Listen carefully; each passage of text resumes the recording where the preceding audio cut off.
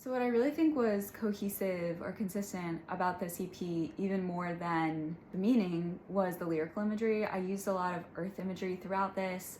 So, you know, in Grew on Me, it's things growing, and Eyes Aren't Shut, it's the birds and the wildlife, and Ahead of the Storm, it's the storm. In Just the Moon, you know, there's a lot of moon imagery, and while the meanings vary pretty widely, there's, you know, homesickness, and there's frustration, anxiety, and heartbreak. The one consistent factor, I think, is just like this earth inspiration that tied it all together for me. The writing process, when I write, so I wrote this whole EP on my own, which I love co-writing, but that just is the way this kind of ended up. And when I write, it takes a while. What happens is I write kind of a rough draft of a song, and then I sort of chip away at it and change and change and change and change until I think it's perfect. And so that can be days to weeks.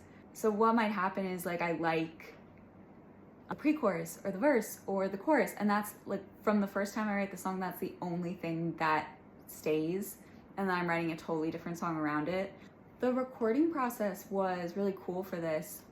I worked for the first time with my friend Sean Livingston, and he'd done some acoustic demos for me that I was trying to send out, and I just really loved them and loved his process. And so I talked to him about working on this, and he produced it and mixed it, which is pretty rare. Usually you're producing it and then sending it out to a mixer.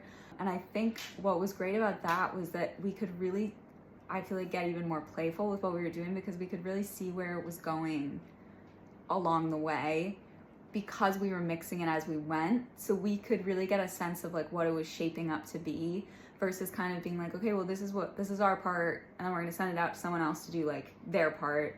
And it's a little bit more disjointed that way. Even though that works amazingly for most people, this process worked really well for us.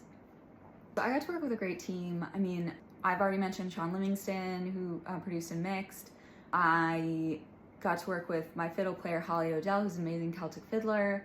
I got to work with Dan Kozlowski on drums. He layered so many drums, and that was amazing. I threw a lot at him, and he did great. Connor Gellert, who's my longtime guitar player. Nate Moll, who we brought on for bass. Kaylee Miller on keys. Tyler Callahan, who is the recording engineer.